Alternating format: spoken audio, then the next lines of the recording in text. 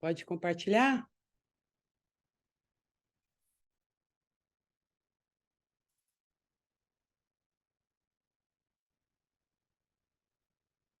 Bom, pessoal, então a ideia hoje, né, não é uma aula magna, é uma construção de conhecimento, né, a partir das nossas experiências de atendimento em core, e vamos conversar um pouco,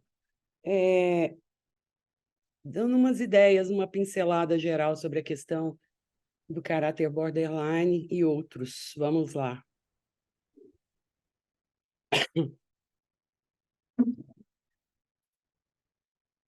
Bom, né, pessoal, a gente está num momento muito especial de expansão energética, de expansão geral, né? Um momento assim dessa virtualização, desse aumento da velocidade, da globalização, da fragmentação e multiplicidades, todos os tipos de diversidade, todas as formas de fala, essa transformação né, do conhecimento pela ciência e tecnologias, as TIs, as tecnologias de informação, mente artificial, automação. Então, tudo é um momento de muita expansão, de muita volatilização, de muita fragmentação, de muita aceleração, de muita impermanência. Pode passar. E as mudanças que a gente vem vivendo se acompanham de mudanças de valores. Então, os valores da modernidade, que foi o século XX até os anos 50, 60, foram valores, né, ligados assim ao absoluto, à unidade, ao objetivo, à ciência, né, à razão, a ideia do esforço, trabalhar uma vida para poder gozar lá no final, ou para poder acumular bens, histórias, conhecimentos. Vale mais uma trajetória, né? Filho de quem, para onde vai, né? O que foi construído ao longo do tempo, uma ética do bem comum, mas controle, limite, rigidez, solidez, capacidade de permanecer. A, a adaptação ao meio, vamos colocar que tem uma vertente de a capacidade de mudar e a capacidade de permanecer com esse nível superior adquirido, né? De permanecer. Então, os valores da modernidade eram mais da gente permanecer onde estava, ganhando solidez nesse lugar.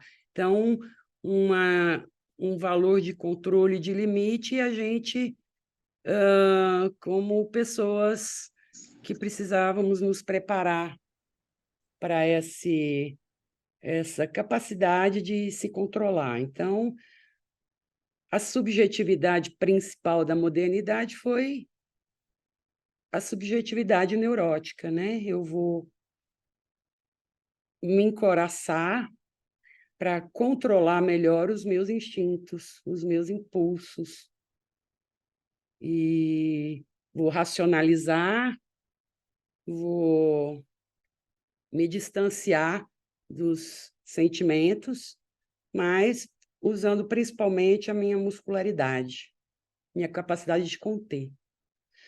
Agora, nós estamos num momento em que tudo é relativo, todas as verdades são possíveis, tudo é diverso e todas as diversidades querem e podem se expressar. A subjetividade e a emoção comandam as nossas experiências, a emoção. Prazer e consumo, o princípio do prazer não é segurar, é gozar, é consumir e gozar. Não tem ontem nem amanhã, é agora, né? Tem uma superficialização, mas dessa experiência para uma experiência mais estética. A ordem tem que ser livre, não tem limite. Tudo que você pensar, imaginar é possível, só depende de você. Então, aqui a demanda é da capacidade de mudar, de ser fluido, de ser volátil, para se adaptar a diferentes realidades e demandas a cada momento. Ter essa capacidade de ser espontâneo e criativo, né? Se reorganizando de acordo com o contexto e as demandas a cada momento. Então, nessa perspectiva, uma flexibilização desses limites que a gente construiu é muito importante no sentido adaptativo, né? Então, o borderline, nesse sentido de flexibilizar limites para mudar de forma, pode ser uma estratégia de adaptação às necessidades atuais. Pode passar. Ok, borderline, eu quero pontuar algumas coisas, né? Então, aqui, como que a gente, né, vai se construindo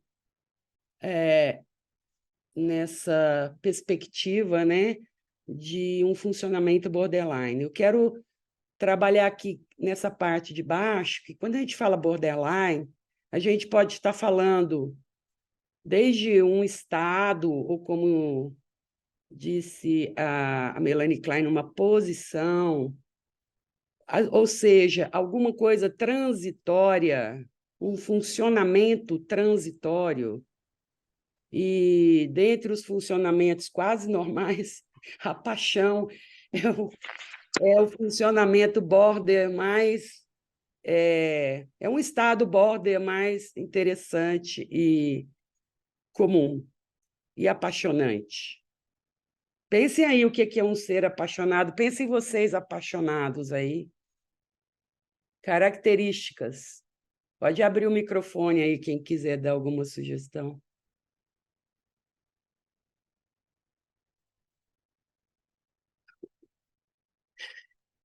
Expandida.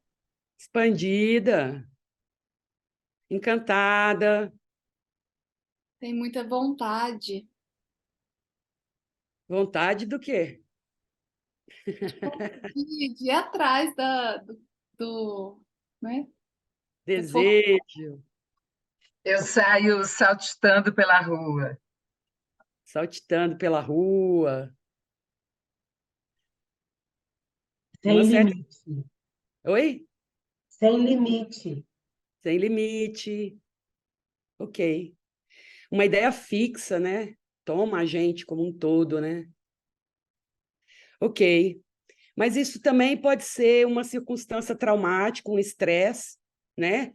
Que pode gerar rupturas das defesas neuróticas que a gente tem. Tá certo? E aí, naquele momento de ruptura, eu posso estar funcionando borderlinemente. Eu posso dizer para vocês que, como psiquiatra, core, a maior parte das vezes as pessoas só chegam em mim nessa situação aqui, no mínimo, um estado de desorganização das defesas. Bom, quando eu falo de caráter ou personalidade borderline, eu estou falando, né, de um jeito de funcionar, um jeito de reagir aos eventos, né, internos, externos, que é um padrão específico de cada pessoa, né? E que vai envolver aí toda a questão das relações e da muscularidade do corpo, como isso vai se apresentar no meu corpo, como isso vai se apresentar nas minhas ideias, né? E essa organização, ou essa organização de personalidade ou caráter borderline, ele vai poder ser mais funcional, mais adaptativo ou mais disfuncional. Quando a gente fala de um caráter border disfuncional, a gente chega no transtorno de personalidade borderline, que é um jeito de ser disfuncional que vai ter lá no DSM-5. Então, a psiquiatria, né, vai traduzir como um transtorno de personalidade, ou uma situação disfuncional da personalidade. Pode passar.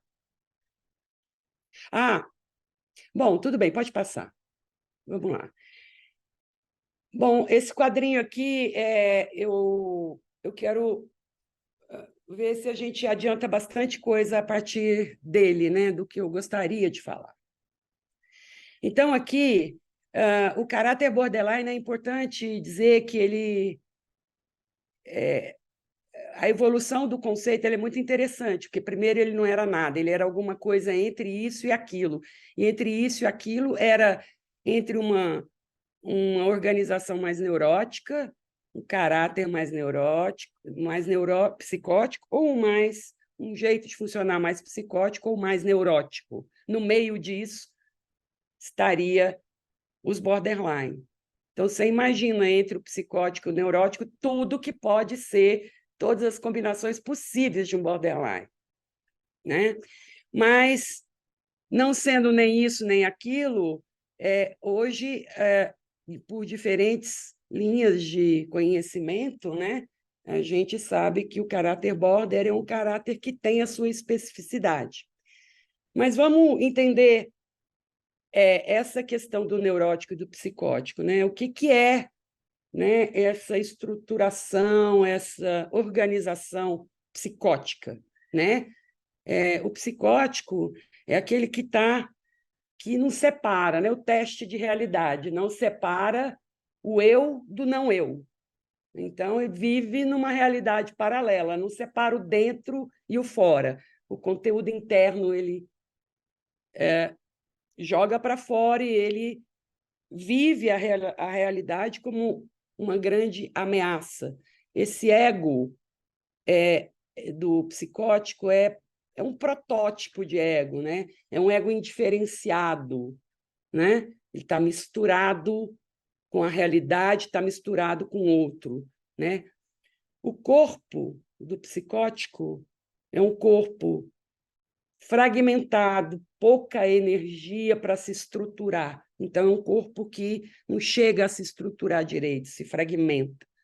E uma energia que, além de ser pouca, está muito congelada. Então, é um protótipo assim, de uma pessoa se desenvolvendo, começando por esse momento mais psicótico. Eu vou mostrar um quadrinho ali mais para frente, que vai ficar bom também. A gente sai dessa perspectiva, né, de não separação de mim e do outro, e eu vou entrando num outro estado, que é um estado de...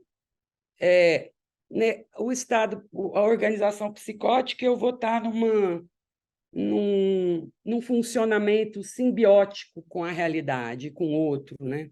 Então, no funcionamento neurótico, eu já tenho esse ego bem desenvolvido, integrado, eu tenho um corpo rígido, encoraçado, uma musculatura desenvolvida, uma energia que pode ser mais ou menos alta, mas que está sempre contida, né? Então, aqui eu tenho o auge, né, dessa adaptação no sentido da estrutura muscular, da estrutura mental, de um ego integrado. Borderline seria uma etapa de transição entre essas estruturas ou uma outra estrutura que, na verdade, é uma transição dessa. Digamos que a pessoa border, quando chega para a gente, eu vou começar aqui pelo corpo, ela pode mostrar no corpo qualquer característica de outras defesas. Ela pode ter um corpo mais perto do esquizoide, que está aqui mais no polo psicótico, ou do oral mais insatisfeito, que são estruturas que têm pouca energia, pouca nutrição. Ele pode estar com o corpo mais sobrecarregado, de ter mais muscularidade, mas, de qualquer maneira, é um corpo que o envelope tônico, né? A muscularidade, a forma de segurar esse corpo, de delinear esse corpo da realidade, é um envelope fragmentado, com ilhas de tonicidade e ilhas de hipotonicidade, né? Áreas que eu tenho musculatura e outras que eu não tenho musculatura, que eu estou hipotônica, né?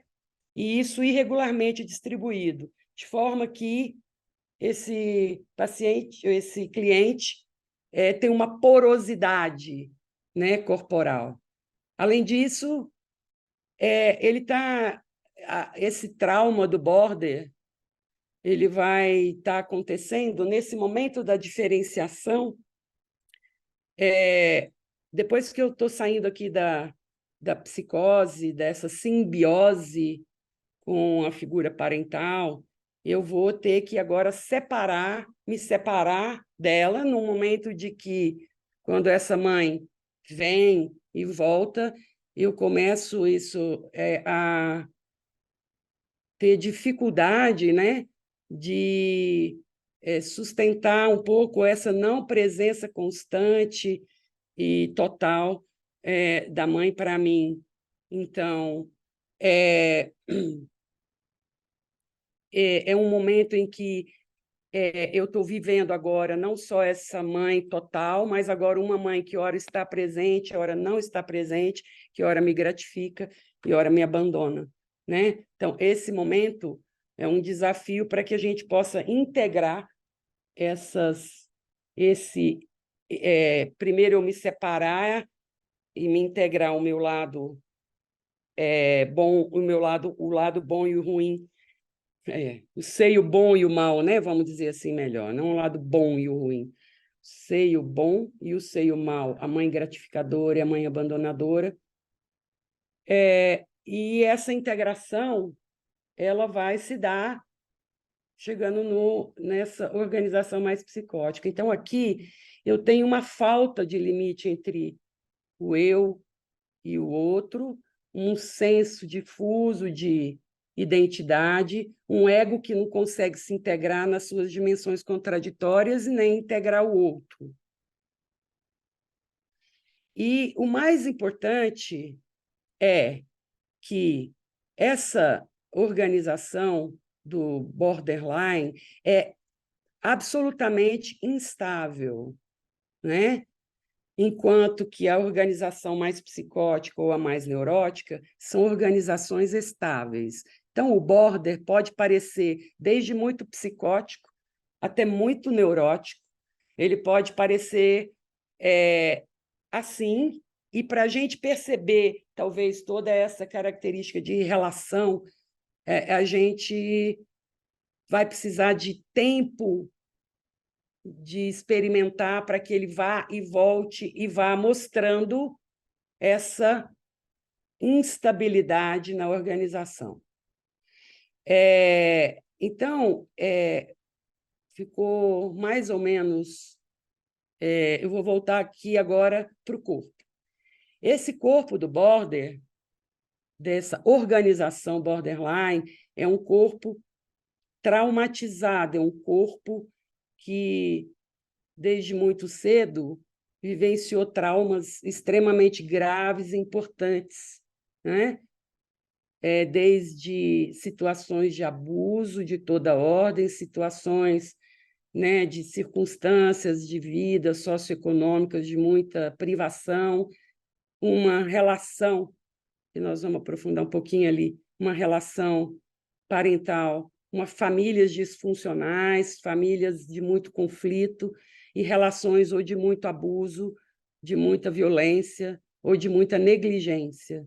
Então, é um corpo, né, em estado de tensão constante, um estresse alto, com uma grande dificuldade de conter essa energia,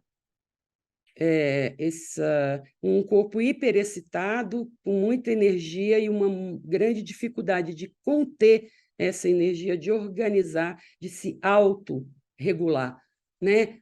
Também por conta dessa falta de envelope tônico. E que vai ser obrigado a desconectar corpo e mente, fazer essa dissociação, né? Corpo e mente, para poder lidar com esse nível de energia. Eu coloquei aqui embaixo que a gente trabalha mais aqui na Core, né? E vindo de Reich, mais com a ideia, né? O Reich muito na muscularidade, e aí a gente diria que estava muito aqui nessa polaridade entre a organização psicótica e neurótica, e que o conflito do borderline, a partir desses traumas mais primitivos, migrou da muscularidade para a energia, para a autorregulação. Nós estamos falando de uma criança entre 1 ano e meio a 3, vivendo traumas no momento de organizar ainda esses mecanismos de autorregulação muito a nível corporal. Mas imaginemos que, agora vamos fazer uma voltinha aqui, que sim, a gente chegou num nível de neurose, né, onde muito da criatividade, da energia vital, das potencialidades, né, foram sendo sufocadas, né, por esse nível de contenção, para essa gratificação de ser bem adaptado às exigências, né? Mas imaginemos que, nesse momento, essa estrutura neurótica, diante desse nível de flexibilização da existência, está um pouco obsoleta. Então, muitas vezes, não está. O que a gente está vendo é que essa estrutura não está se segurando, né, em relação a todas as mudanças que estão acontecendo, e pode se desorganizar.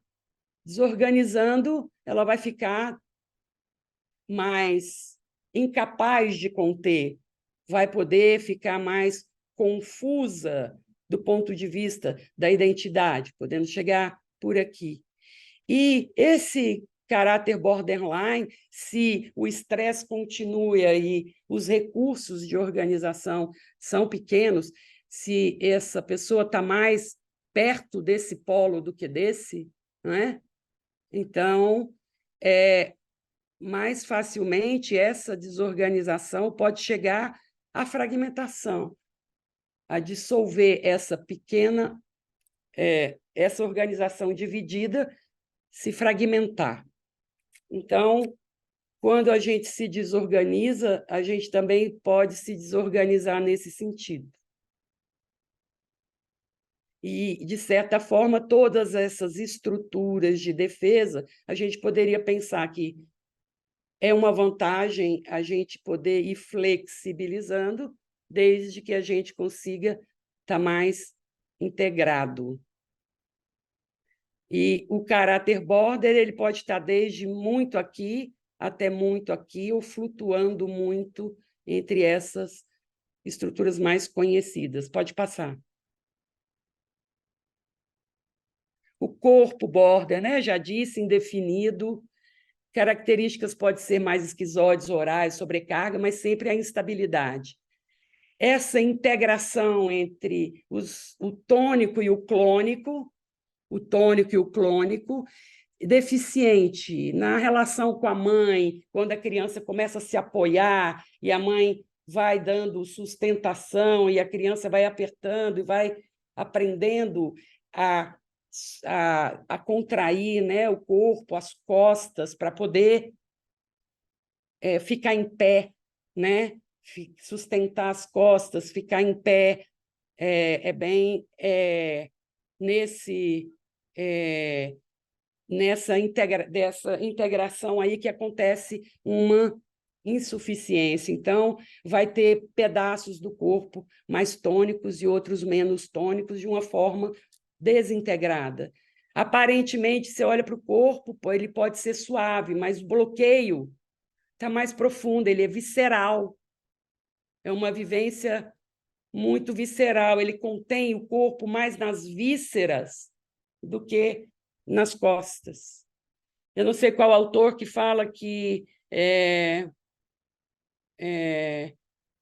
o movimento de ir para a vida, quando a criança começa a explorar esse ir e vir em relação à mãe, a explorar o mundo, né? É como se, pela relação, pelo tipo de relação que está sendo estabelecida com os pais, ele fosse sempre puxado para trás. Vou chegar ali, vamos continuar aqui no corpo. Esse corpo traumatizado, um aparelho psíquico inundado, né? E essa inundação energética que não pode ser manejada nem com a mente, nem com a descarga energética. Então, está aí esse funcionando, né? Oscilando ou preso, né? Entre esse cérebro reptiliano, um simpático ativado num certo momento, ou então o parasimpático ativado num momento de colapso, um sistema límbico hiperativado, então todas as sensações, a flor da pele, com um bloqueio do córtex pré-frontal, que é esse córtex que dá a possibilidade de avaliar melhor o risco, avaliar melhor o ambiente para poder escolher melhor a estratégia de lidar com as demandas do ambiente, os riscos e os riscos do ambiente. Essa dissociação corpo-mente, aí geralmente um bloqueio crônico no pescoço e no diafragma, e um corpo sem ground. Bora lá. Patrícia, passou já 30, tá? Tá. Então, eu vou me concentrar aqui, né? Esse corpo inundado, né? Uma contração no diafragma, que reduz todo o fluxo energético aqui para as pernas e joga a energia para cima. Uma posição de inspiração crônica, do medo, né? Uma inundação aqui do anel visual, com toda essa questão da hipervigilância, ou, no caso da inundação, de uma sensação de estar enlouquecendo, né? Uma sensação de desrealização, que não sei quem eu sou, o mundo está diferente, e todos os outros sintomas aqui eu vou ter que ir para frente, mas vocês entenderam. Podemos ir. Sem grounding, né? Sem contato com as sensações e os sentimentos de uma maneira mais consciente, sem grounding postural, né? Uma estrutura osteomuscular mais fragmentada, com dificuldades na relação interpessoal, então um ground social, um pertencimento também prejudicado. E muitas vezes um mundo com condições de vida muito inadequadas, traumatizantes, violentas, insuficientes. Pode ir. Então, aqui, a partir das teorias das relações objetais, mais do que só da teoria freudiana, né? É que se foi localizar melhor o trauma de desenvolvimento do border, como eu falei, né? Estou aqui no nascimento, eu estou numa situação em que eu tenho o bebê que nasceu, a mãe, o primeiro momento, eu preciso que haja uma fusão do bebê com a mãe, esse momento simbiótico, para que ele comece, né, a existir. Então, é nesse momento simbiótico, e ele vai estar aqui recebendo, então, toda a condição emocional, nutricional, né? Toda a alimentação em todos os níveis que ele precisa para se desenvolver como ser, como corpo. Por volta dos 9 a 14 meses, né? Nós temos a questão do desmame, e aqui começa a ambivalência em relação ao objeto, né?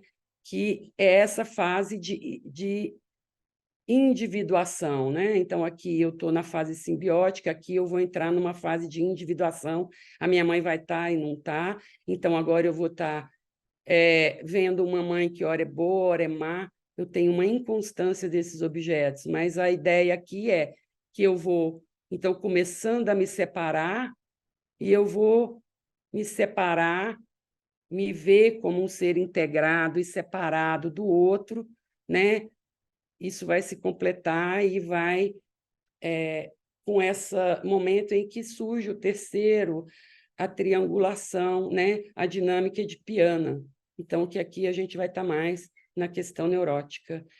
Aqui, o que eu preciso falar aqui, principalmente? Do mecanismo de defesa. Aqui quem rege a estrutura mais psicótica é o id, estamos no princípio do prazer, né? Não tem diferença entre eu e a realidade.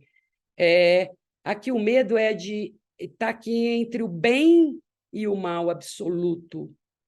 O medo de aniquilação, defesa de fragmentação. Então, aqui a realidade é ameaçadora para a existência.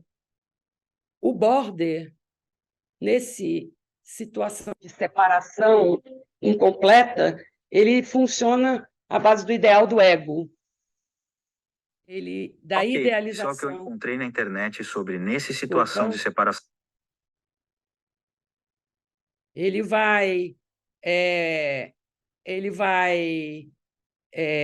funcionar, né, entre o totalmente bom e o totalmente mal. Essa instância do ideal do ego, então, são figuras idealizadas desde si mesma, idealizada e desvalorizada, o outro, bom e mal. Então, é o tudo ou nada, o bom e o mal. O pânico aqui é a perda do objeto e de ele não ser nada, então ele usa esse mecanismo de clivagem entre o bom e o mal, projeta o mal e fica com o bom, o ideal. Aqui, os afetos são ameaçadores para o corpo. E aqui, na estrutura mais neurótica, então, já é uma estrutura, né, que funciona no conflito edipiano. Aqui, a instância organizadora do psíquico mais importante é o superego, funciona no certo e no errado. O medo aqui é de castração, defesa de repressão, conter. Aqui, os afetos são ameaçadores para a mente. Pode ir. Como que é a visão da Core, né, em termos de como está. Nós vimos um pouco aí da energia, vamos ver um pouco como está a consciência, né? Então, é uma estrutura, né, caracterizada, né, por um ego infantil que funciona entre flutuando aqui, né, de um lado para o outro, pendulando entre a máscara e a negatividade, né? A idealização e a desvalorização. Então, as imagens aqui trazendo um pouco da terapia cognitiva. O mundo é perigoso, eu preciso estar em alerta, eu preciso me defender, mas eu sou vulnerável e impotente e sou intrinsecamente inaceitável. Parece que faltou alguma... Ah, não, vai vir depois. Então, ou eu estou na idealização do objeto ou de mim mesmo, ou eu estou na negatividade, raiva, destrutividade, mas é uma impossibilidade de ter consciência que eu projeto essa negatividade fora, através desse mecanismo de identificação projetiva, de atribuir ao outro um sentimento que é meu, e eles continuam convictos de que são vítimas. Ou seja, alguém que está tão aprisionado entre a máscara e o eu inferior que praticamente não visita esse lugar do core, né, de integração com a força vital, com a fé. A esse lugar quase nunca chega. Também quase nunca a gente consegue ver esse lugar do cliente quando ele chega, conectar com o eu superior dele, exatamente por essa neblina, que é esse funcionamento de estar preso aqui na superficialidade da máscara, da idealização, ou no eterna noite escura da alma, que é esse prazer, essa ligação prazerosa com a negatividade. Pode ir? Então, aqui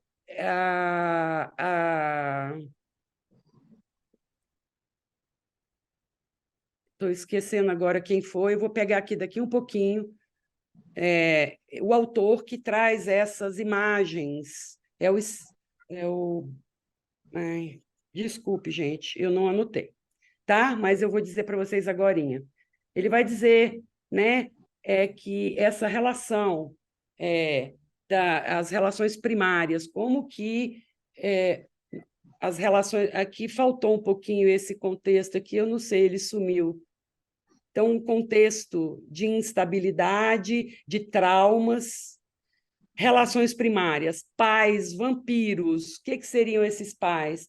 Os pais são pais, muitas vezes, border, mas muito, de qualquer maneira, muito imaturos, que usam o filho para satisfazer as próprias necessidades emocionais.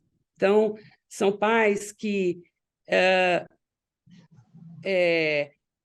ora, são muito controladores, podem ser abusivos e rejeitadores, ou podem ser abandonadores. São aqueles pais que vão dizer para a criança, né, que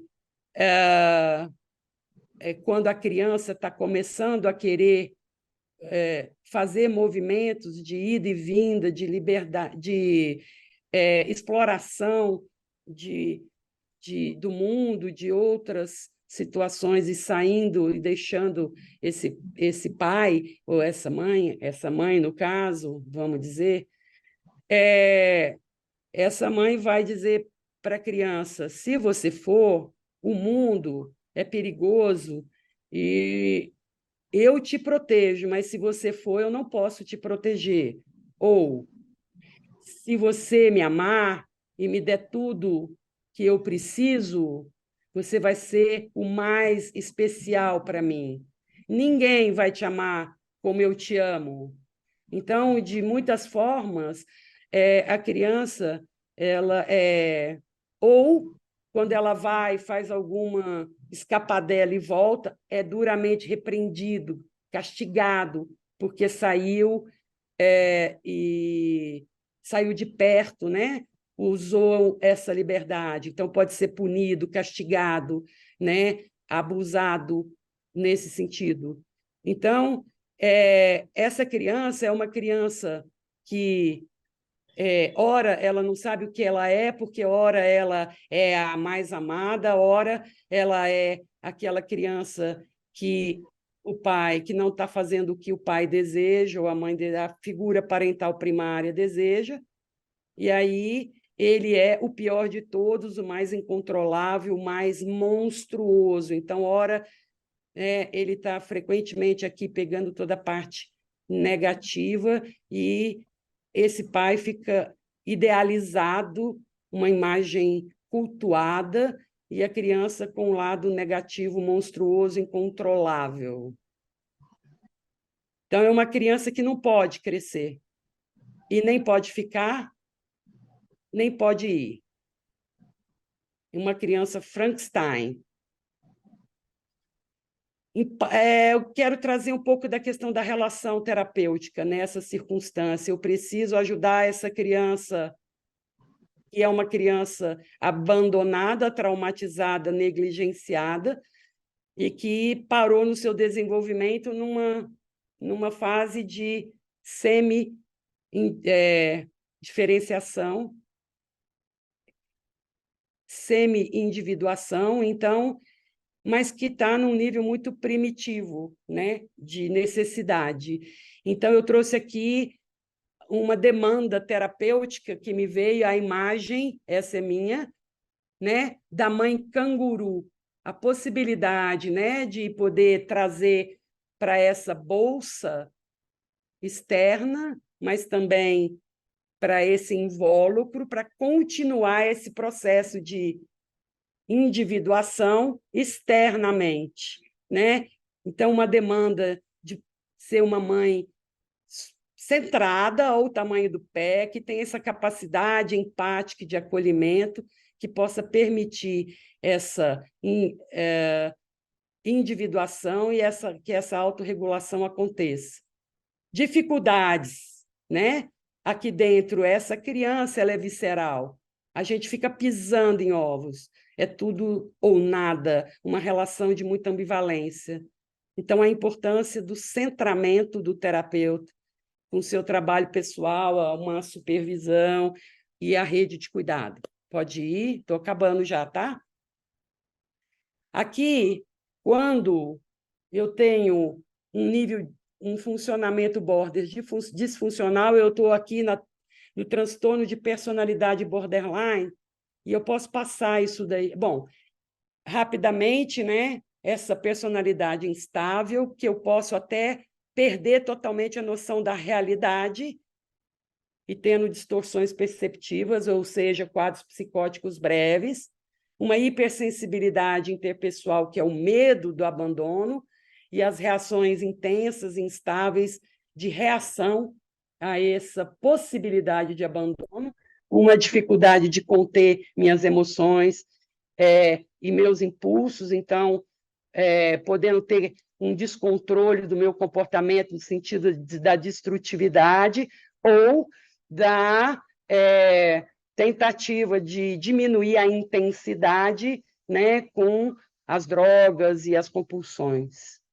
É um transtorno frequente que a morbidade e a mortalidade associada ao transtorno é alta. Não encontrei isso na biblioteca do Apple. Meu Deus do céu, o meu Sírio aqui está desgovernado. 70% do transtorno borderline vai estar associado com transtorno de humor, de ansiedade, estresse, transtorno alimentar, transtorno de compulsivos, somáticos. 10 a 8% cometem suicídios. É um transtorno que a gente tem muito estigma como clientes difíceis de se relacionar, de tratar, famílias complicadas, exigem muito, não melhoram. Então, um tratamento, a gente se pergunta, né? Não melhoram porque eles não têm um tratamento inadequado ou porque não é um bom cliente. Nós estamos preparados, temos intervenções adaptadas. Próximo.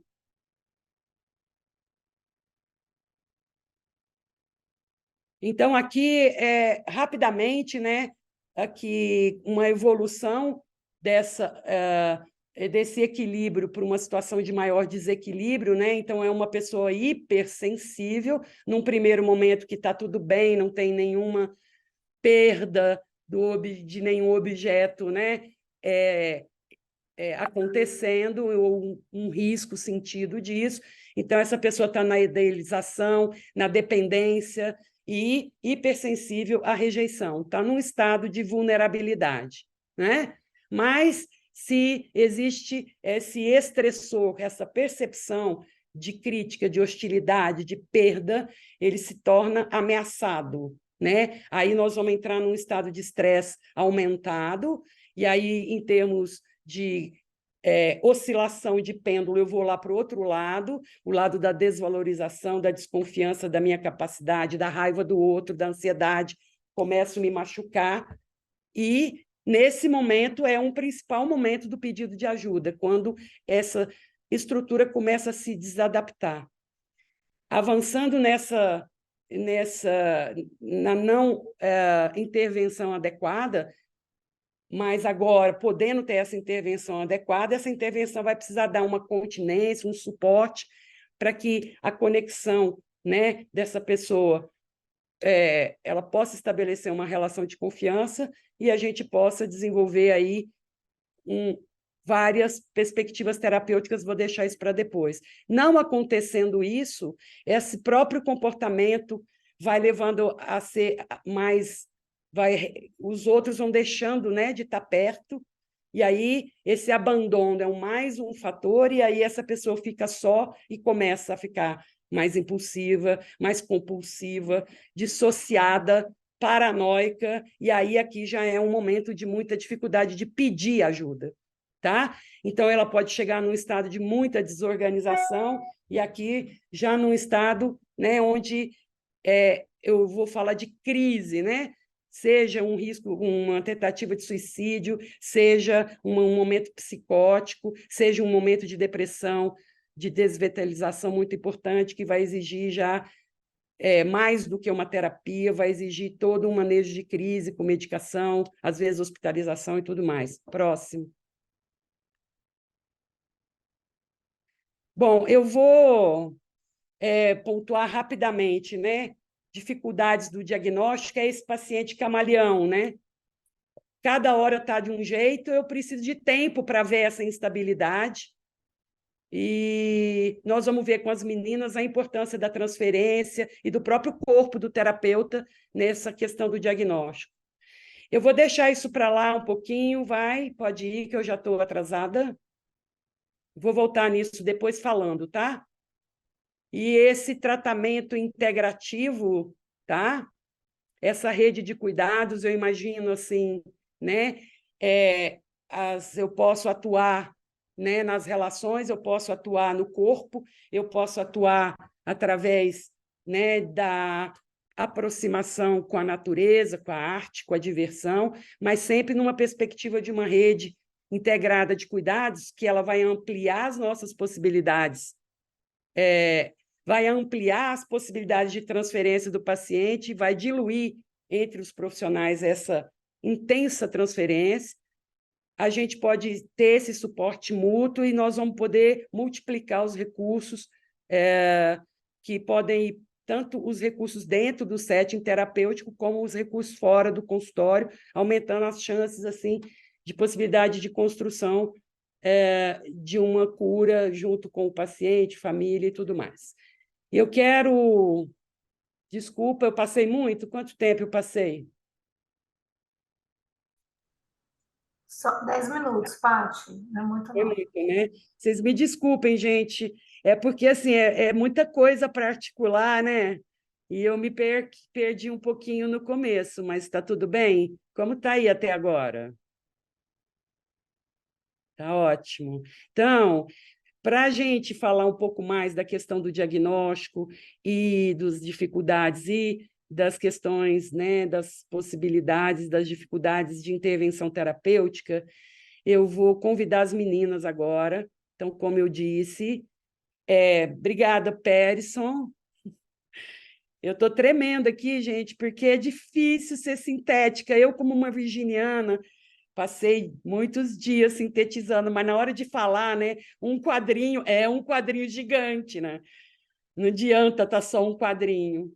Mas, enfim, o que eu acho importante aqui é dizer para vocês, então, que esses casos a gente ou trabalhou junto, ou na forma, né, de eu como psiquiatra numa rede de cuidado, ou numa forma de eu supervisora, né, nessa rede de cuidado. Então, eu vou pedir para a Luara trazer, nós vamos ouvir a Luara, depois tem um vídeo da Elisa, que não pôde vir, tem uma fala da Vivi, e elas vão trazer elementos e, em seguida, a gente vai abrir um pouco para a gente conversar sobre o que elas trouxerem, junto com o que eu falei aí e o que vocês querem discutir, tá bom? Luara, tapete vermelho para a Luara. Oi, gente, boa noite. Vocês me ouvem bem? Beleza. Bom, quero agradecer o convite aqui, a Patrícia, o pessoal da organização do Noite Core.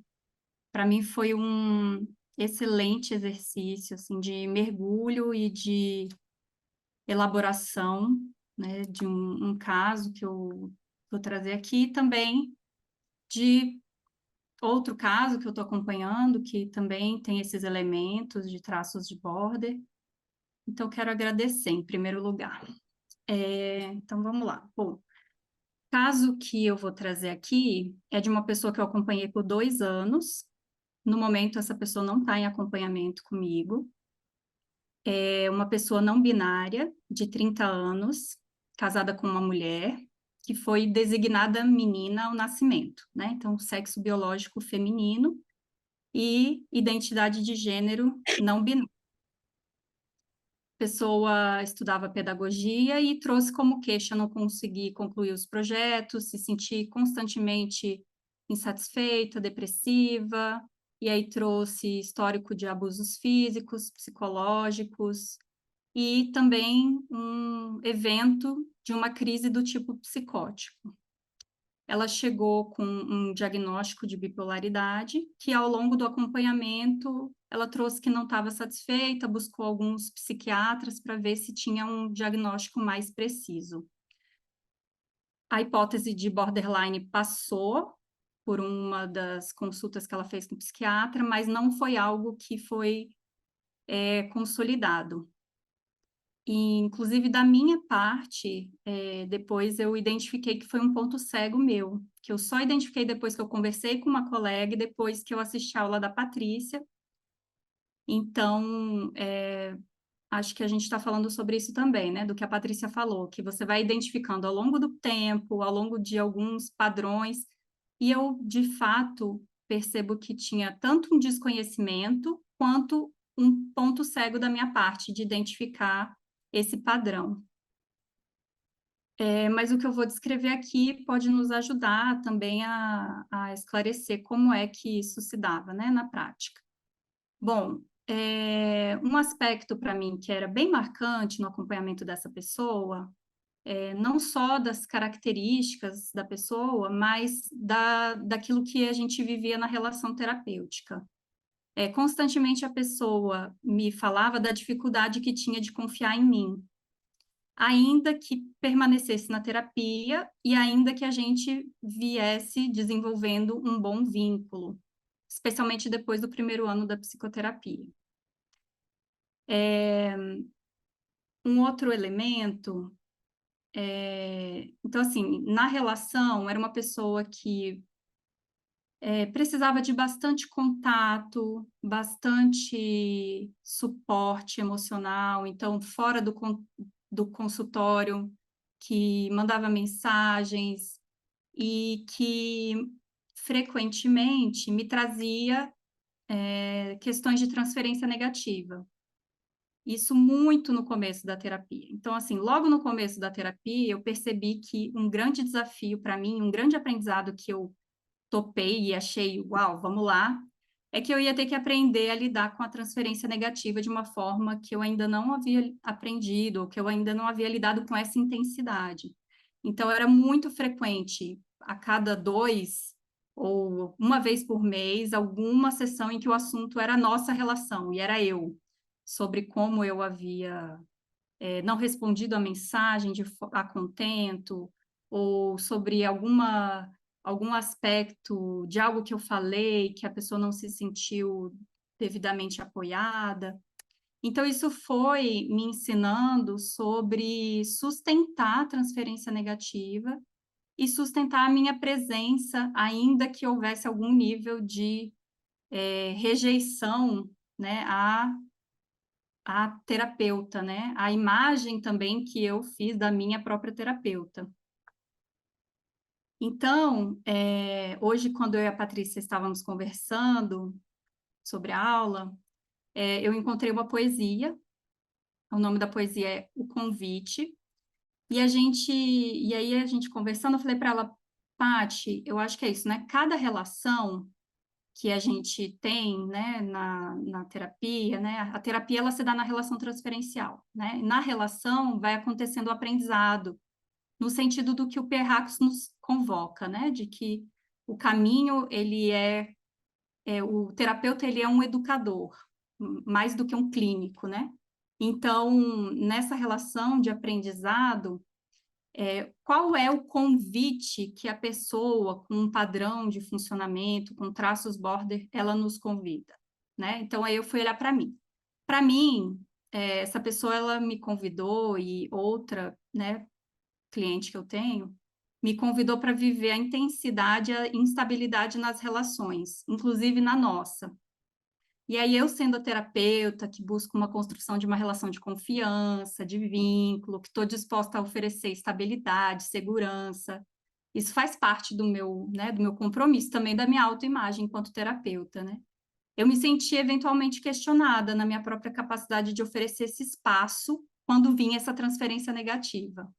Então, desde essas primeiras sessões, né, eu fui convidada a suportar a transferência negativa e não me identificar 100% com ela.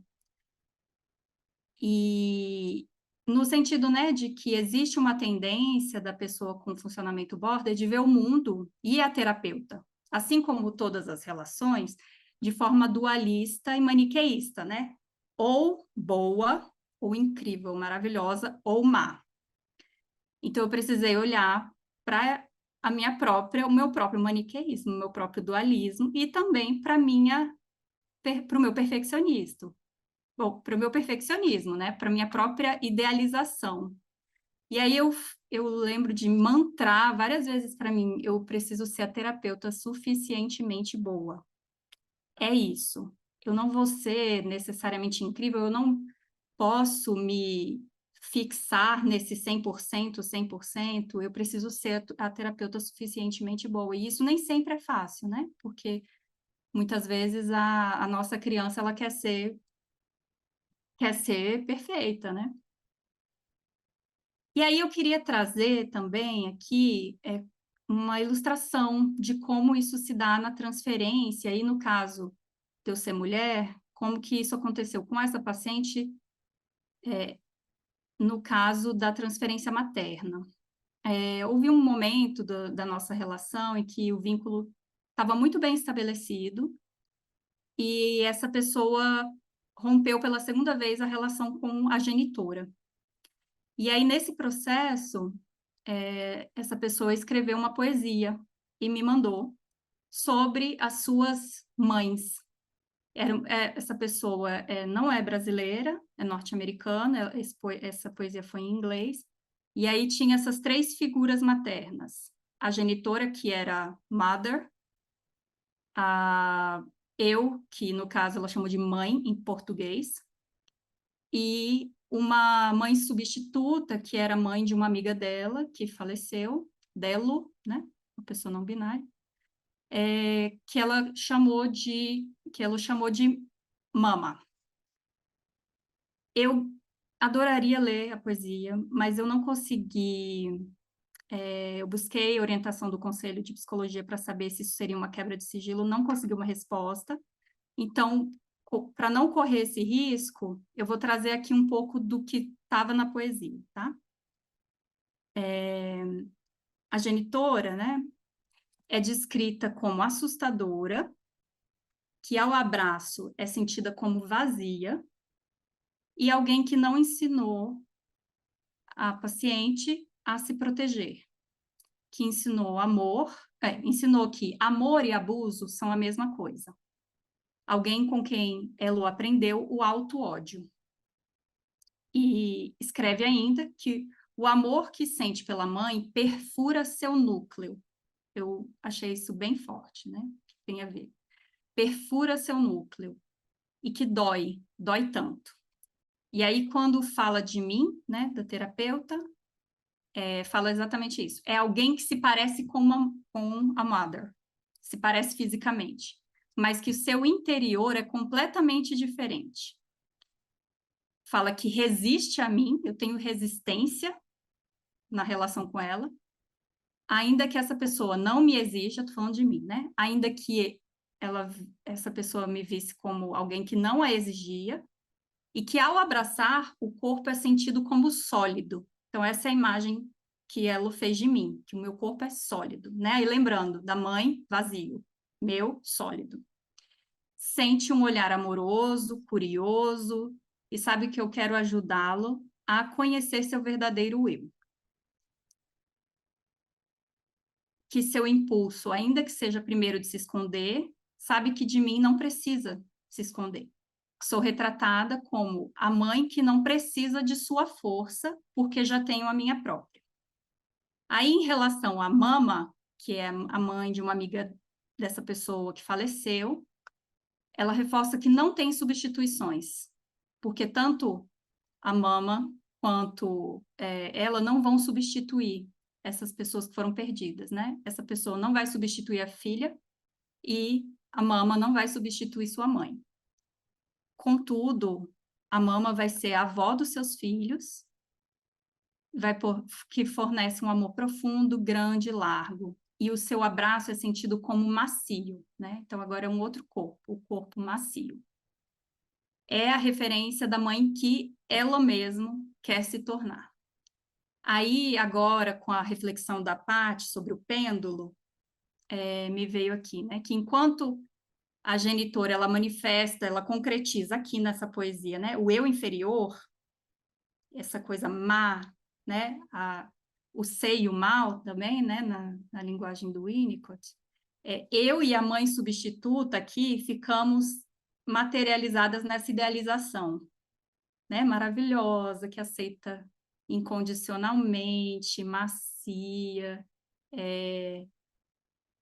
Contudo, né, o que eu vivi é que esse lugar, ele é instável, ele é sensível. Foi o que eu vivi ao longo desses 2 anos, que ao mesmo tempo que eu poderia ser essa pessoa e ocupei também esse lugar que foi possível e importante para o nosso, né, para os nossos avanços, muito facilmente eu também era vista como má, como ruim, como alguém que não tinha sido acolhedor o suficiente, e isso era tema da terapia, não era algo sutil, né? Que isso acontece eventualmente mesmo, né? Já que a gente, enfim, comete erros ou avaliações que às vezes não são suficientes mesmo.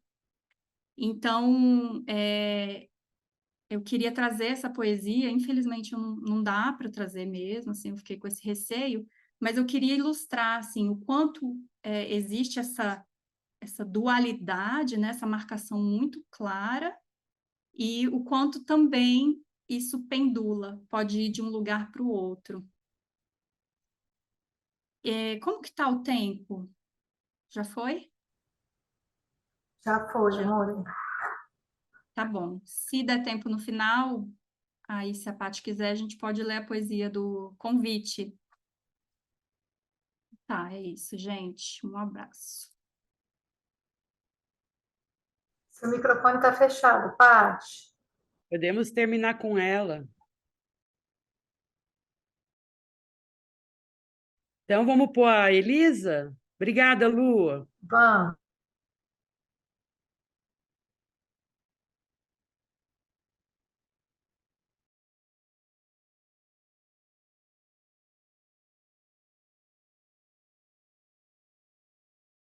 Só um instantinho.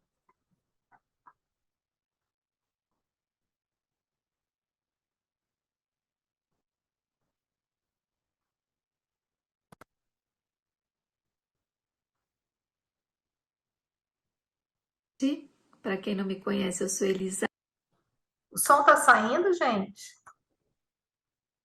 Alves. Tá. Vou voltar desde o começo. Oiê, gente, boa noite. Para quem não me conhece, eu sou Elisa Alves. Estou aqui com vocês essa noite. Não posso estar presencialmente aqui online com vocês, mas estou fazendo esse vídeo a convite da Patrícia, amiga querida, parceira aí de trabalho, de vida, de muitas coisas boas.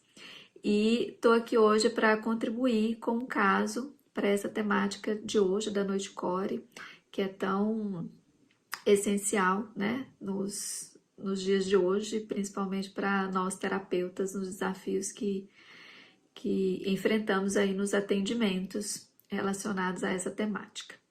Então, vou trazer para vocês hoje um caso de uma adolescente. Vou dar o nome fictício de Tulipa para essa adolescente. Ela tem 16 anos. Ela chegou na psicoterapia quando ela estava com 14 anos.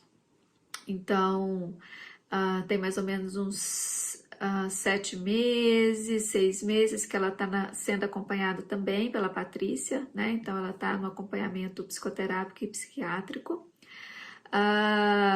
Quando ela chegou à psicoterapia, a queixa, ela pediu à mãe, né, para fazer psicoterapia. A queixa estava relacionada às crises de ansiedade que ela estava tendo na época, com 14 anos, mas diz que começou com 10 anos, né? Ela traz assim esse contexto que começou quando ela estava com 10 anos, e também em função de um término de um relacionamento amoroso que aconteceu na época, onde ela estava lidando com uma intensidade de sensações e emoções e que estava muito difícil. Isso perpassa até hoje, né, o acompanhamento com ela na psicoterapia, que é fazer esse contato com as emoções, com as sensações, que naturalmente na adolescência é algo muito intenso, mas que para ela desorganiza a estrutura, a dinâmica dela, né, muito desorganizante ao entrar em contato. Bom, os dados básicos aí, essa adolescente, ela é filha única. Os pais se separaram quando ela tinha 3 anos e o pai dela faleceu quando ela tinha 8 anos, né? Teve uma parada cardíaca, um falecimento muito precoce, e ele estava por volta de 40 e poucos anos, né? E os pais também, um outro dado é que os pais eram alcoolistas, né? Então, a mãe já não faz mais o consumo de álcool, né? Então, tem essa questão do alcoolismo na estrutura familiar, né? Bom, além disso, tem uma questão também do desempenho escolar. A mãe, quando traz ela a psicoterapia, a pedido dela, né, ela fala dessa crise de ansiedade, mas a mãe traz uma preocupação com o desempenho escolar da filha, achando que a filha está muito mediana, muito na zona de conforto. E Tulipa traz essa questão de que a mãe tem uma expectativa alta desse desempenho escolar, porque considera, né, essa mãe muito gênia, muito entendida em tudo. A mãe realmente tem uma dinâmica mental e intelectual muito forte. Então, isso gera, né, uma cobrança na filha. E aí essa filha, né, a Tulipa sempre muito, essa menina precoce, madura, e quando ela traz algum comportamento de aspectos da imaturidade, que revelam, né, naturalmente esse momento de desenvolvimento da imaturidade que acontece, isso tem um olhar e uma desaprovação da mãe, das avós, né, porque tem uma exigência aí de um crescimento rápido, que sempre aconteceu desde a infância, né? A Tulipa traz essa preocupação com os relacionamentos, uma sensação de que as pessoas vão deixar ela a qualquer momento, que ela tem que estar sempre atenta às pessoas, e uma dificuldade muito grande de expressar as sensações e de fazer contato com os sentimentos, com as emoções. E em relação aos comportamentos autodestrutivos, a Tulipa chegou trazendo, né, o relato de ideação suicida, de autolesões, ela se cortava, também trouxe questões de compulsão alimentar, dificuldades com a imagem corporal, e isso tem permeado, né, bastante nesse tempo de psicoterapia, idas e vindas em relação a esses comportamentos que ela foi apresentando. A ideação suicida teve uma remissão, né, assim, ficou bem assim, por um tempo. A compulsão alimentar também. mas ela muito de idas e vindas, a questão da compulsão alimentar, porque tem uma dificuldade de lidar com o corpo, de olhar, de se relacionar com esse corpo. E algo que intensificou e que aí realmente nós fomos observando, né, essa intensificação das emoções e principalmente dos comportamentos autodestrutivos, foi a entrada do ensino médio, onde houve aí uma cobrança, né, principalmente do contexto escolar, por um desempenho mais alto, com maior produtividade, e isso gerou um impacto muito grande nessa sensação que Tulipa traz, assim, que essa cobrança desorganiza ela, porque já existe uma cobrança, né, desde criança, que é muito para o ego dela que está sendo desenvolvido.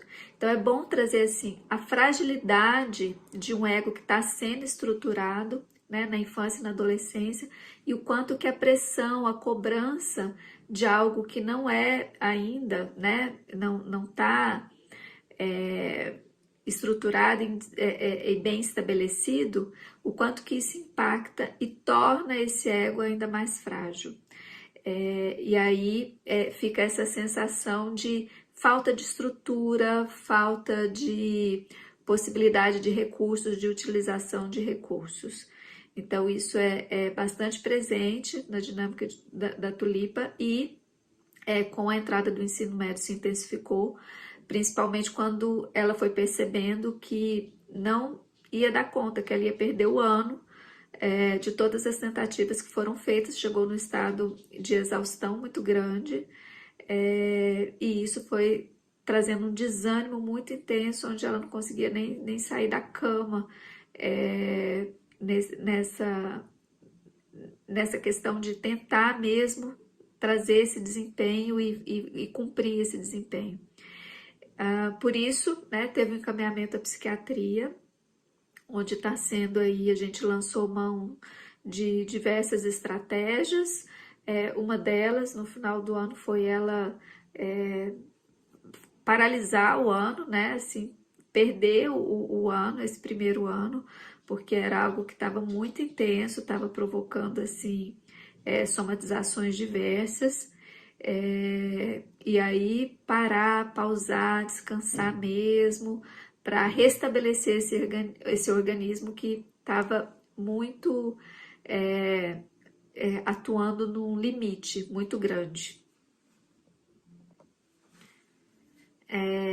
Então, diante, né, toda essa situação, assim, trazer alguns pontos para a gente refletir diante desse caso, né? A adolescência é um período de muitas idas e vindas de sensações, de emoções, de transformações corporais, toda uma estruturação, né, de ego ali atuando, se fazendo. E então é importante dizer assim, que na infância e na adolescência, a gente não fecha diagnóstico, principalmente relacionado ao transtorno de personalidade, né? Então, o que a gente vai percebendo são sinais pródromos ali que vão apresentando de algo que está sendo desenvolvido. Então, Patrícia, a gente sempre conversando, né, sobre o caso de Tulipa, o quanto que esses sinais dessa estratégia, esse caráter mesmo borderline aí acontecendo, e o quanto que o desafio é de ir levando ações para prevenir, né, esse desenvolvimento no sentido de dar mais recursos, dar mais estratégias para essa adolescente se desenvolver, né, e conseguir recursos de mais autorregulação. Então, nesse sentido, é um grande desafio, porque a gente não só precisa atuar na estrutura familiar, mas atuar também num contexto social, né, num contexto escolar, onde a gente vê e observa que atualmente a pressão desses adolescentes, né, a pressão no ensino médio, de um desempenho escolar, de uma produtividade muito inatingível, né, em muitos casos inatingível, e o quanto que isso se faz no momento onde essa estrutura do ego está acontecendo, impacta diretamente, né, nesse desenvolvimento. Então, a gente tem feito ações não somente com a família, né, mas também no contexto escolar, reunir com a escola. No final do ano a gente reuniu com a escola, teve que fazer uma mudança de escola, a gente novamente entrou em contato com essa escola, né, e de dizer dessas possibilidades de como é possível a escola auxiliar, né, nesses casos, e também até e socialmente cada vez mais a gente levar reflexões do que esse nível, né, de cobrança, exigência, desempenho, performance tem impactado na saúde mental das crianças e adolescentes. A gente observa isso de uma forma muito impactante, né?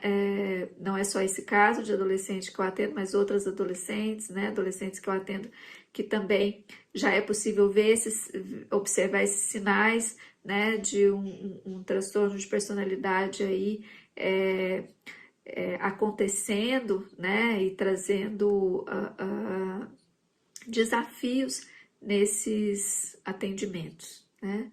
Então, a reflexão é nesse sentido de cada vez mais atuar em diversos níveis aí, né, de contextos que essa pessoa se encontra, e trazer essa rede de apoio, né, que dá um suporte muito grande, tanto para a família quanto para o adolescente, também o contexto escolar. A gente observa quanto mais esse suporte, quanto mais a gente tem essa rede, mais a gente consegue que esse suporte alcance todas as pessoas que estão envolvidas, inclusive nós profissionais também ficamos amparados nessa rede de suporte por poder contar também com outras possibilidades, e essa sensação de impotência diminuir bastante, porque muitas vezes a gente se depara com essa situação, nessa sensação, e é muito difícil de lidar. Então, a gente trazendo essa rede, trazendo essas possibilidades de atuar em rede, facilita muito, né, o atendimento e seguir com o caso de uma maneira onde a gente possa estar olhando mais para as frentes de saúde e de possibilidades que são viáveis, né? Então é isso, espero ter contribuído aí com vocês. Boa noite e boas reflexões.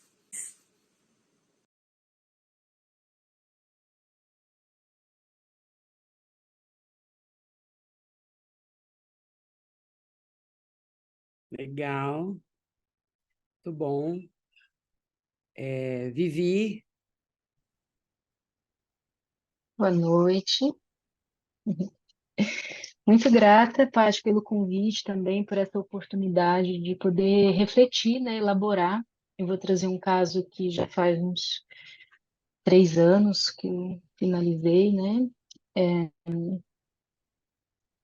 Então foi até interessante, assim, tentar relembrar, né? Eu fui atrás das minhas anotações e elas não existem mais, mas foi bom ter feito esse movimento. Então, eu comecei a atender essa pessoa, é uma mulher em torno dos 40 anos. Eu tinha acabado de me formar da graduação em Core, e ela chegou para mim eu já encaminhada, assim, eu já conhecia, a Patrícia já acompanhava ela tinha outros psiquiatras também, né, que a acompanhavam. E ela chegou até então equilibrada, num momento da vida dela que ela estava bem, fora alguns ataques de pânico, segundo ela, né? Mas ela, lembrando assim um pouco da história dela, a mãe tentou, né? Teve uma tentativa de aborto. Ela tem um irmão mais velho. A mãe morreu, ela tinha 14 anos, né? O pai era alcoólatra e anos depois, não muito tempo depois, ele também morreu. Então, ela não tinha, assim, essa referência de família. Ela tinha uma madrinha muito distante e não tinha mais ninguém. Assim, esse irmão, ela não era muito desconectada, esse irmão não a reconhecia enquanto irmã, né? Eles não tinham, não existia essa conexão. Então, ela não tinha essa referência de família, né? Então, desde os 14 anos que ela começou com as drogas, né, a beber e a usar vários tipos de drogas, então ela veio já, né, com essa trilha de muitas internações, né, seja pelas drogas, seja pelos surtos psicóticos. Então, ela mesma já se medicava, né, ela mesma já aprontava altos, assim. E também, de vez em quando, ela ainda mantinha um acompanhamento com o AA, né? Com os Alcoólicos Anônimos, que era muito legal também.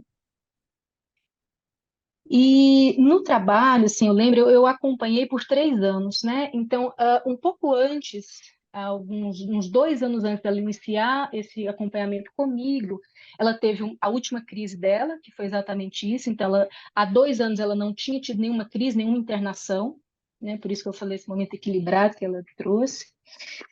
Porque ela foi fazer um trabalho de desenvolvimento, né, espiritual, e saindo desse trabalho, ela teve um surto psicótico, internação.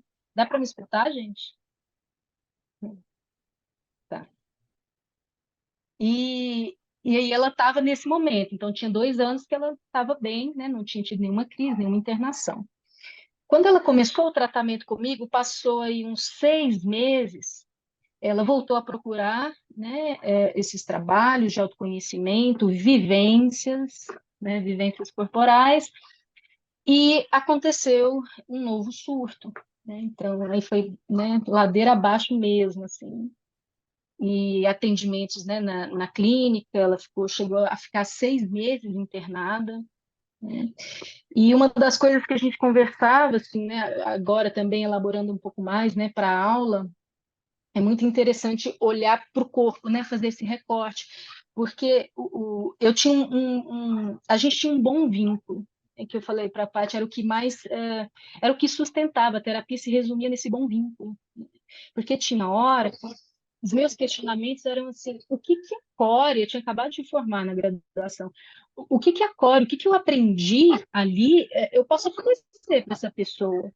Porque chegou um determinado ponto que uma das minhas preocupações, e bem claras, é assim, eu tenho uma facilidade de ir para o corpo, mas nesse momento o meu lugar era uma pessoa que não tinha freio, ela queria processar toda a sessão, e processos intensos, viscerais, eu falei, não dá para ir, não dá, eu preciso ser esse freio. Então a terapia começou a ser esse lugar onde ela podia experimentar um pouco de limite, mesmo que ela, às vezes, ela ficava com raiva de mim, ela fazia, mas que chegou um determinado ponto, depois dessa primeira internação, né, de 6 meses, e aí o setting terapêutico entrou num ambiente de muita instabilidade de morte e vida. Então, foram várias tentativas de suicídio, e eu me lembro que foi a fase mais difícil, né, que eu fiquei num lugar realmente, cara, muita impotência, assim, enquanto terapeuta, né? Mesmo, porque não tinha o que fazer, assim. E, e as minhas reflexões foram muito desse lugar, né? Como esse trabalho mais fino, mais sutil funcionava mais, né? Tanto para ela quanto para mim, para eu estar ali presente. E tanto a relação com a espiritualidade, porque, de alguma forma, a pendulação, o movimento que ela fazia, né? Então, era border, mas ela psicotizava, e ela também tinha os traços neuróticos, porque ela surtava e passava um pouco, ela conseguia trabalhar, ela conseguia manter as relações de trabalho. Então, era uma movimentação que era muito louco mesmo ver, é muito difícil de acompanhar. E até que chegou um momento que, nas algumas tentativas, né, teve um atendimento de emergência, né, que foi eu, Patrícia, a rede de apoio, né, e essa rede de apoio era uma rede de apoio já desgastada, ela mesma já falava, não tem mais nenhum amigo, assim. Então, era muito difícil essa rede de apoio, tinha um ou outro mais firme, assim, mas já era uma rede também desgastada, né? E que a gente, né, foi para, literalmente, assim, limpar sangue, né? Literalmente, foi bem forte, assim, para mim. Foi quando eu também reconheci, assim, alguns limites, né, para mim, e, e até que chegou num momento, na última tentativa, assim, né, quando eu ainda estava acompanhando, que ela chegava a ligar para mim, né, me avisar, a gente explorava esse lugar, né, do quanto ela imaginava, o quanto ela usava a inteligência dela, porque era um aspecto do eu superior que era muito forte para mim, a inteligência, a conexão espiritual, a arte, né, era muito bonito de ver, e era isso que também vinculava, né. E chegou um momento que eu realmente, tá bom, como é que eu posso te acompanhar numa passagem? Como é que eu posso te ajudar a fazer uma passagem melhor, né? E aí ela, né, abria mão, assim. Então foi muito legal, assim, eu trago essas questões, sabe? Pensar nas intervenções corporais, né? Quando essa pessoa com esses traços procura a CORE, né? Procura uma psicoterapia em CORE, o quanto eu aprendi também, assim, né, a entender a dimensão, a força da dimensão do espiritual, que para mim foi muito forte, né, e o quanto realmente sutil, assim, que quando a gente olha, né, para o corpo, eu não falei porque as meninas já falaram bastante também, né? Mas quando a gente está falando dos comportamentos, do diagnóstico, porque a gente tem, eu já peguei ela, né, junto com a Patrícia, então a gente já tinha, né, não era uma ainda construção de um diagnóstico, né? Mas tinha muitas mutilações, assim, né? Que era um dos era muito tema também das sessões, né?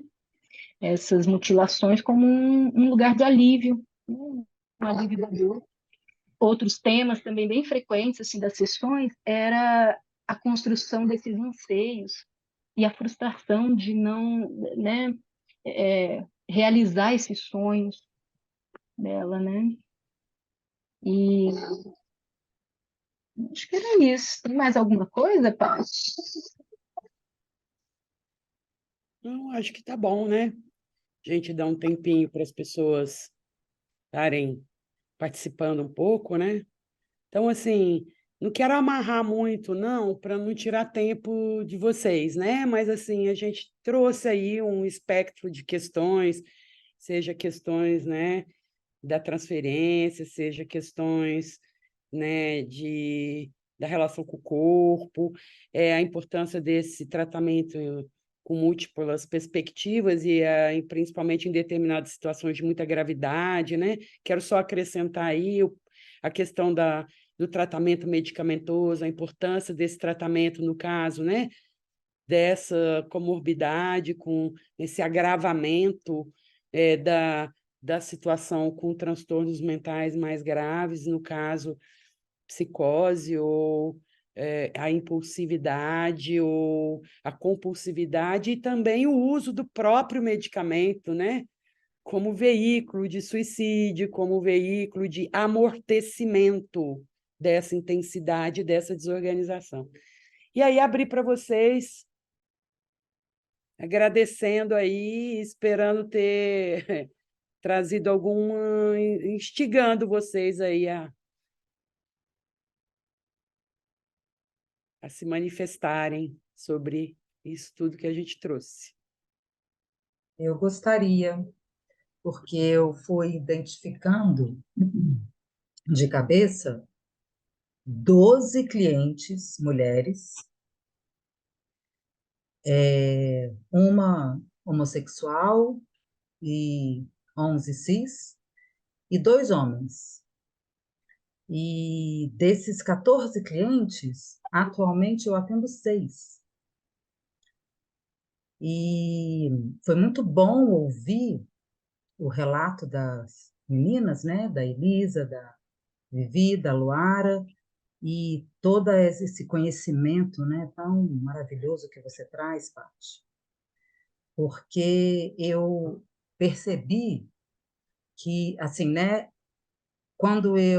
todas as vezes que eu me senti impotente, né, e também as qualidades, não entendi. e também as qualidades da minha terapeuta, né, porque eu percebi que o que mais eu pude ajudar essas pessoas foi com contenção e acolhimento, né? E eu penso assim que eu me identifico, né, nesse lugar de border e percebo que a grande maioria delas, elas não precisaram ser internadas, mas muitas delas tiveram ideação suicida, tiveram tentativa, né? E eu nunca eu procuro não trazer essa coisa do diagnóstico, né? Tudo, mas eu procuro trazer mais esse trabalho do humano para o humano, né? Então, eu estou muito grata por poder escutar tudo isso e poder reconhecer a minha capacidade de poder estar ajudando também, né? Porque chegam tantas pessoas, para mim, né? São muitas, imagina, atualmente são 6. E né, assim, é suado, mas toca tão profundo no meu coração, assim, de um lugar de tô aqui para você, sabe? As histórias são tão dramáticas, né? Tão terríveis. E eu me sinto muito grata mesmo por poder estar servindo essas pessoas. Então, eu estou grata de poder ter ouvido todos esses relatos e ter sabido um pouco mais sobre esse pendular entre a psicose e a neurose. Muito legal. Obrigada.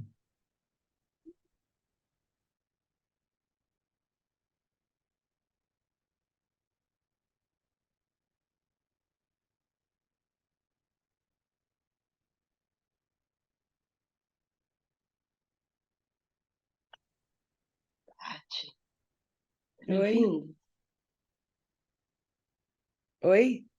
Tá me ouvindo? Tô. A Gláucia é que trouxe alguns pontos aqui no chat durante sua fala. Você quer falar, Gláucia, ou eu posso ler?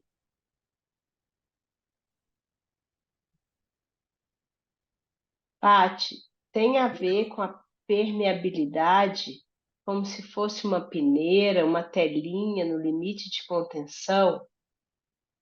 Há também uma espécie de mistura entre o sentir, agir e pensar, entre as funções do cérebro trino?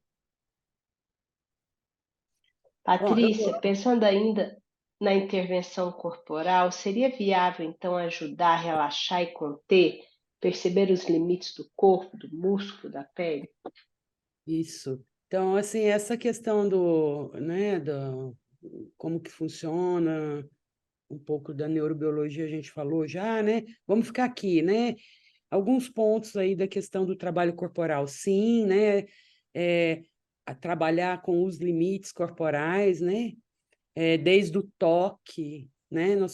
É muito importante avaliar bem quem é esse paciente que chega, em que nível de dependência, em que nível de independência, de estruturação do ego, né? Porque eu vou ter desde gente muito neurótica até gente muito psicótica. Então, eu preciso fazer essa avaliação e eu preciso ver esse corpo que é um corpo que não contém direito, né? Eu preciso ver o quanto ele contém ou não contém, qual é a capacidade de autorregulação, e aí eu vou estar mais segura para saber como que eu vou poder intervir. Então, eu preciso ter segurança de que essa pessoa tem um nível de contenção suficiente para eu partir, por exemplo, para exercícios de carga e descarga de intensidade, porque eu posso inundar essa pessoa, posso arrebentar ela, né? Por outro lado, também, é muito importante, assim, são pessoas que têm muita dificuldade de estar no corpo. Tem pânico do corpo porque elas não sabem lidar com o corpo. Não é isso? Então, ir para o corpo é ir para onde o pânico é maior. Então, é importante a gente saber que começar com situações assim, né? A Vivi falou da perda de freio, né? Mas, assim, nós também falamos da dificuldade que é esse encontrar, porque logo que encontra também precisa separar, né? Então, tem toda uma questão que eu vejo assim que começar por uma coisa mais passiva, do toque, né? Ajudando a pessoa a fazer movimentos para ela entender que lados dela estão mais flácidos, que lados dela, né? Onde, né, ela está no corpo mais contraída, onde ela está mais relaxada. Avançando assim, desde o nível deitado até um nível de mais em pé, para fazer oposição, costa com costa, né? Aí, para eu ir para uma força de contato, onde eu possa propor que eu tenho um movimento, ele tem outro. Então, é uma evolução, né? Mas sempre com muita dificuldade e, em alguns momentos, com real impossibilidade de ir para o corpo. Eu acho que a gente tem que entender a intervenção no corpo de muitas formas, e as meninas trouxeram também, né? O que é a presença também dentro de um campo energético também é uma forma de estar falando também, né, de intervenção nessa autorregulação e nessa autocontrole, né, essa capacidade de contenção de emoções e estímulos. Mais ou menos assim. Não dá para esgotar tudo, ainda bem que é o nosso primeiro momento de discussão na comunidade, quer dizer, tudo está por ser construído e aprimorado. Valeu, Gláucia.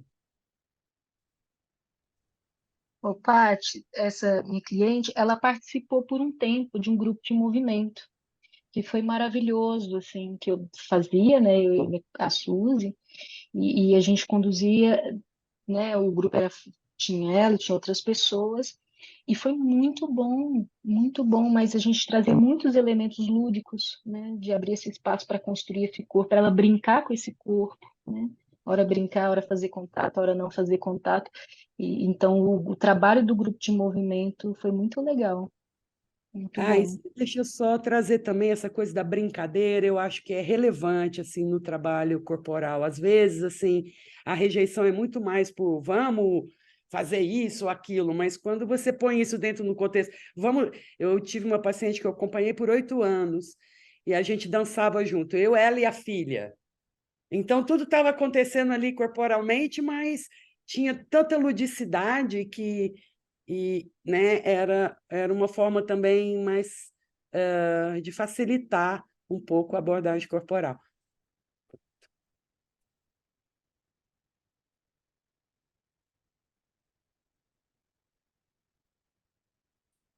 Eu queria trazer um ponto que a Luara falou do ponto cego, né? Que me tocou bastante aqui, né? Qual é esse momento, né? Quando a gente identifica ou não identifica, né? Essa linha tênue, né? De quando que a gente pode trazer mesmo com mais consistência esse diagnóstico. Então, eu queria que vocês falassem só um pouquinho, né? Foi bem o quadrinho que você acabou não trazendo, Paty, se você pudesse falar um pouquinho sobre isso, né? Uhum. Então, a primeira coisa é isso, né? É um diagnóstico que precisa de tempo para ser feito, né? Muitas vezes a pessoa pode ter muito recurso em um momento e nenhum recurso em outro, e às vezes, assim, como a gente não está acompanhando diretamente, isso tem muito a ver com o nível de estresse, não só com a organização, mas a Elisa trouxe claramente assim, o fator de estresse, né? A escola, por exemplo, o quanto isso foi desorganizador para aquela paciente, né? Então, essa questão ela é importante. essa questão da gente, por exemplo, não falar sobre isso, né? Nós estudamos todos os caráteres, mas a gente não está estudando ainda o caráter borderline, né? Então, a gente estava falando, né, Luara, que quanto ficou, assim, cego também, e a partir de um determinado momento, quando abriu essa percepção para esse diagnóstico, né, a gente também tem mais possibilidades. Então, acho que essa Noite Core teve muito esse objetivo também, de trazer essa perspectiva. Acho que uma outra questão importante do diagnóstico, né, assim, e da dificuldade também, assim, são essas dinâmicas, a dinâmica familiar, né, interferindo muito no próprio espaço, né, de terapia, em alguns contextos, sempre a intervenção ou a inclusão da família nessa rede de cuidados, ela é fundamental. A família, né, essa relação familiar é uma base do problema, né? Então, esse diagnóstico assim do momento também, né, da família e tal. Eu falei desse diagnóstico também, que não é só do transtorno, né, ou do caráter, mas assim, qual o estado que a pessoa se encontra nesse momento, em termos, né, de estresse, de autorregulação, de muscularidade ou não, né? Então, para eu saber como intervir. Acho que foram principalmente esses pontos aí que eu acho que eu anotei lá naquele pedacinho. Posso Oi. só acrescentar uma questão sobre a delicadeza do diagnóstico? É que, Sim. assim, essa é uma questão que eu estou tendo com um caso atual, não é esse que eu descrevi, é um que a Patrícia está sendo minha supervisora também, que é a delicadeza porque sugerir um diagnóstico, você corre o risco de tocar exatamente numa ferida que até você está me dizendo que eu sou um monstro, que eu sou inadequada, que eu tenho um problema, porque isso já é vivido na infância de forma negativa na relação com os pais, sabe? Então, é muito delicado mesmo, assim, exige um ganho de confiança na relação. Então, por isso, muitas vezes vai demorar também, porque até você sentir segurança no vínculo que sugerir um diagnóstico, sugerir um acompanhamento psiquiátrico, olha aí, até você, né? Então, é sentido como uma traição, como mais uma humilhação, um constrangimento. Então, tem esse elemento mesmo.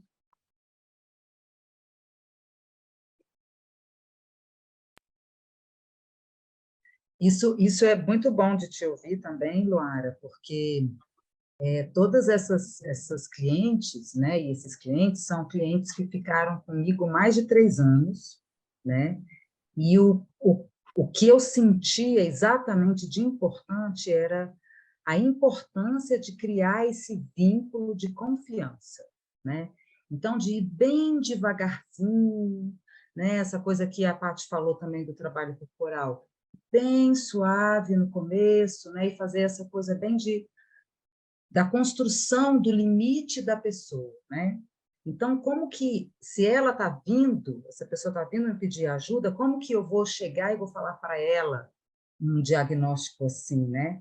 Então, eu não me sinto à vontade, e nem me senti à vontade nenhuma vez, de sugerir um acompanhamento psiquiátrico antes desse vínculo estar bem estabelecido, né?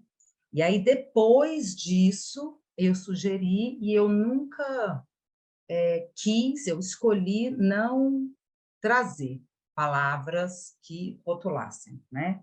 Mas deixei que a pessoa trouxesse. Como é que foi lá no psiquiatra? O que ela falou, né?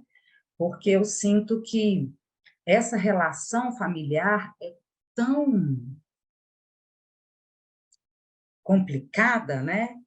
Que eu prefiro me colocar num lugar desse, da delicadeza, né? De estar andando de mão dada, de ser a pessoa que está acompanhando, para não causar mais ruptura, mais desorganização, mais fechamento, né?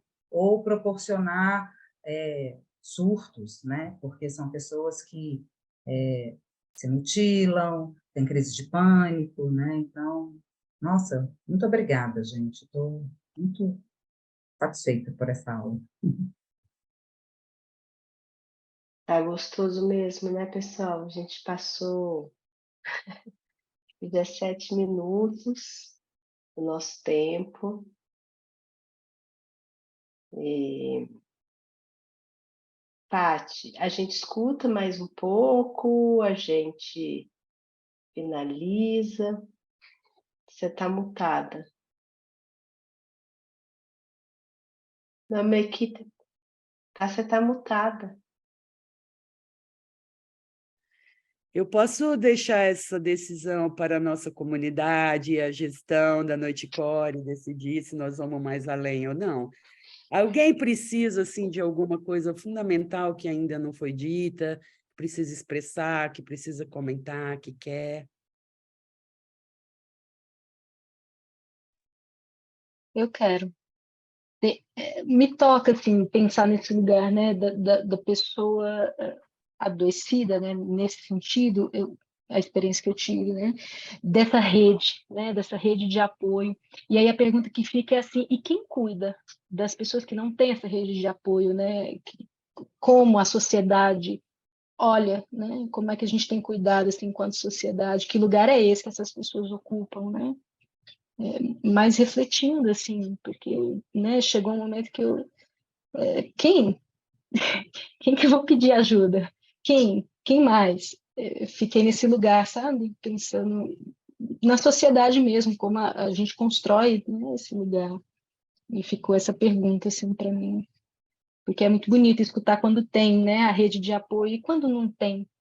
Com quem que a gente conta, né? Que estrutura civil mesmo, assim, né? Pelo menos aqui em Goiânia. Tem algumas realidades, né, aqui no Brasil que são muito tristes, assim, pelo menos na época que eu entrei em contato, né, das comunidades terapêuticas, que vira outra história, assim, né?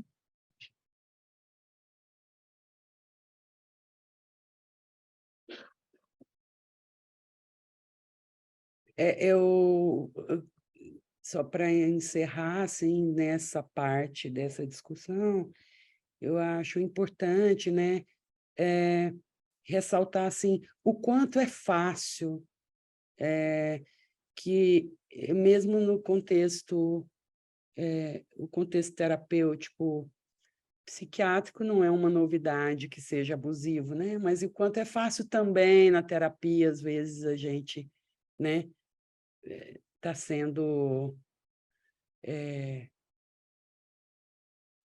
Está faltando calibre ainda para intervir de uma forma acolhedora, mas também que faça crescer, né? A ambivalência, ela está aí, ela é do desenvolvimento, ele não é da doença, né? Existe um avançar aí. Mas eu acho que, quando eu penso nessa clientela, eu penso sempre em diferentes contextos de violência e em uma necessidade enorme, né? Como todo mundo colocou, de acolhimento e amorosidade. Eu acho que é isso que fica para mim de mais importante e que essa rede, eu acho que representa muito bem. E a gente tinha pensado em colocar uma música e tal, mas nós vamos, na hora que for para encerrar mesmo a Noite Core, a Luara pode ler aquela poesia, já é na hora de encerrar mesmo, é agora? É agora.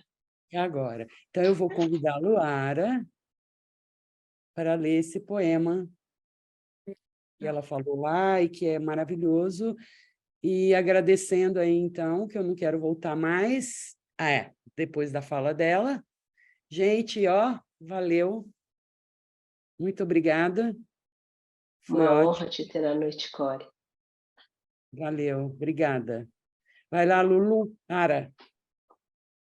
O convite. Não me interessa o que você faz para ganhar a vida. Eu quero saber pelo que você sofre e se você ousa sonhar ir ao encontro do desejo do seu coração. Não me interessa a sua idade. Eu quero saber se você vai arriscar parecer um tolo por amor, pelo seu sonho, pela aventura de estar vivo. Não me interessa que planetas estejam no quadrante da sua lua. Eu quero saber se você tocou no centro de sua própria tristeza, se você se abriu com as traições da vida, ou se você se encolheu e se fechou por medo de mais dor. Eu quero saber se você consegue suportar a dor, minha ou a sua própria, sem escondê-la, ou diminuí-la, ou consertá-la. Eu quero saber se você pode sentir alegria, a minha ou a sua própria. Se você pode dançar loucamente e permitir que o êxtase percorra seu corpo até a ponta dos seus dedos, sem alertar-nos para que sejamos realistas e sem lembrar-nos das limitações do ser humano. Não me interessa se a história que você está me contando é verdadeira. Eu quero saber se você consegue desapontar alguém para ser verdadeiro consigo mesmo. Se você consegue suportar a acusação de traição e não trair sua própria alma. Eu quero saber se você consegue ver beleza mesmo quando não for belo todos os dias. Eu quero saber se você consegue conviver com o fracasso, seu e meu, e ainda assim ficar à beira do lago e gritar para a lua cheia prateada, sim. Não me interessa saber onde você mora ou quanto dinheiro você tem. Eu quero saber se você consegue levantar depois da noite de dor e desespero, exausto e machucado até os ossos, e fazer o que é necessário ser feito para alimentar as crianças. Não me interessa quem você é ou como você chegou até aqui. Eu quero saber se você vai ficar no centro do fogo comigo, sem se encolher. Não me interessa onde, ou o que, ou com quem você estudou. Eu quero saber o que sustenta você a partir do seu interior, quando todo o resto desmorona. Eu quero saber se você consegue ficar sozinho consigo mesmo, e se você realmente gosta da sua companhia nos momentos vazios. Oriah Mountain Dreamer. É a autora.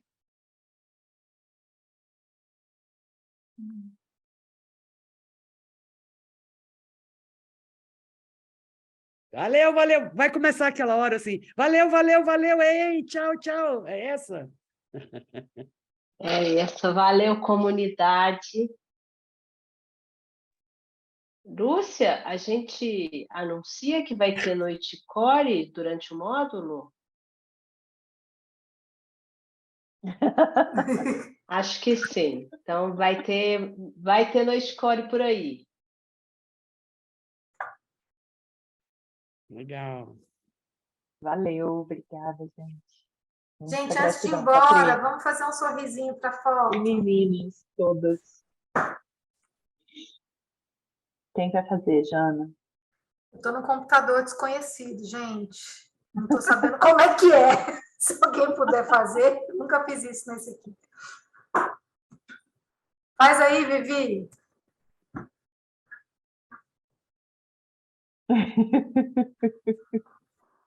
Oi? Legal. Pessoal, boa noite. Tchau, Boa noite. gente. Obrigada pela Tchau, presença. gente. Obrigada. A todos. Até a Patrícia. próxima. Gente, obrigada. Foi lindo. Obrigada. Foi mesmo.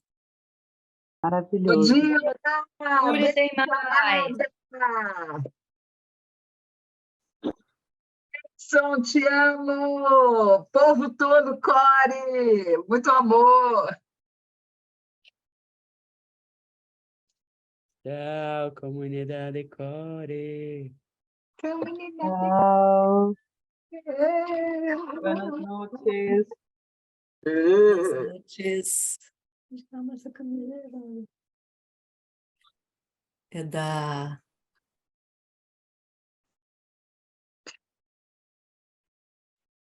Valeu, organização. Valeu, Valeu, organização. Eu não estou conseguindo... Valeu, desorganização também. É nóis. Vale. Essa conexão que ameaçou não acontecer, mas na comunidade core isso não pode. Isso não vinga. Nenhuma queda de conexão é suficiente para nos derrubar. Vocês arrasam. Tchau, gente. Beijo, tchau. Boa noite. Tchau. Boa noite, tchau. Até julho. Até julho! Valeu! Teremos Tchau. mais. Até julho. Ô, Dila, boa noite. Que bom que você está aqui. Deu tempo, né, Odila? Que bom que você entrou. Obrigadão, meninas. Beijo, viu? Tchau. Beijo, gente. Boa noite.